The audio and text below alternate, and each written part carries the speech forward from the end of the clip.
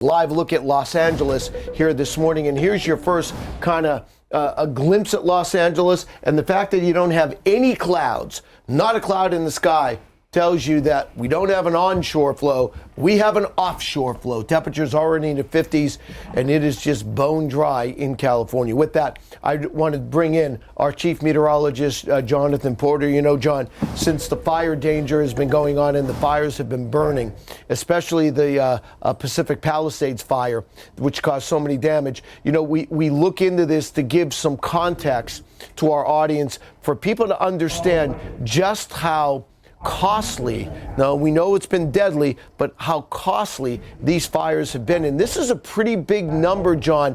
You know, not all that dissimilar to the kind of numbers we see with hurricanes. No, a major hurricane hit when you look at the types of impacts that were happening from Hurricane Helene, and also it's on the same order, a bit higher than Hurricane Milton's impacts in the United States. But still, to your point, in that ballpark, 250 to $275 billion total damage and economic loss from those fast-moving, wind-driven infernos. And the impact here is going to take years and even a decade in some cases, with a long, for people to rebuild and get back to where some of these communities were before the fire affected them.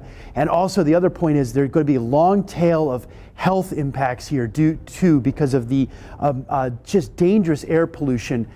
Really, that was all the smoke that was lofted in the air by these fires as well. So lots of issues for a long time in these areas. I call it a perfect storm in Southern California, John, because the last two winter months, we had storm after storm after storm that produced all of the rain in California. Then, as is normally the case, what we start seeing is you start getting a lack of rain during the spring months.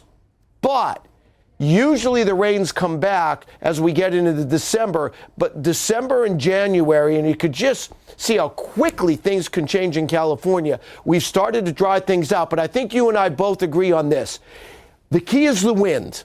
When the wind blows, the fires start burning in California. Unfortunately, we've seen that connection for decades here, but certainly the dry conditions really were one of the ingredients for those fires. It made it like a tinderbox. So when you did get that wind, all of that dried out vegetation was at great risk of spreading those fires very quickly. And you can see the tale of two Californias here. Look at what's been happening here across Southern California, intense dryness and building short-term drought. But across Northern California, where there has been some rain so far this wet season, a totally different story here on the latest drought monitor. That's not even highlighted, but we're dealing with now a severe to extreme drought situation across Los Angeles to San Diego. Remember, in LA, you have to go all the way back to April, mid-April, to get a quarter inch of rainfall. So it just showcases how significant this drought, this short-term dryness has been that has led to the elevated fire risk anytime the winds are gusty. Yeah, you know, John, a couple of things, though. Here comes our next storm, and you and I were talking about this.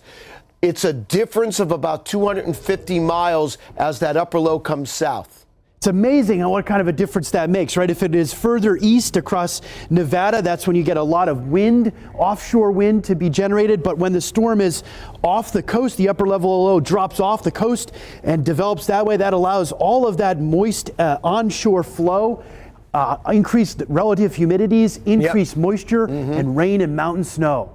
Yeah, and then we take a look really quickly here, John. I want to show you the rainfall amounts. Listen, this isn't a big storm for this time of the year, but it's the most impactful storm rain-wise we've seen all winter in Southern California. And that's good news because it's coming at the right time. We're looking for anywhere from perhaps around a half an inch in the LA basin, an inch or perhaps two in some of the higher elevations. There'll be some mountain snow here in as well. So that is what we need right now to help the firefighters in some of these areas. And of course, there will be, unfortunately, a risk of some mudslides in some of the burn scar areas. But I think overall, the positives outweigh the negatives with this system. Going to have to watch the flash flood warnings in those burn scar areas. All right, Chief Meteorologist Jonathan Porter. John, thanks for joining us here on AccuWeather Early.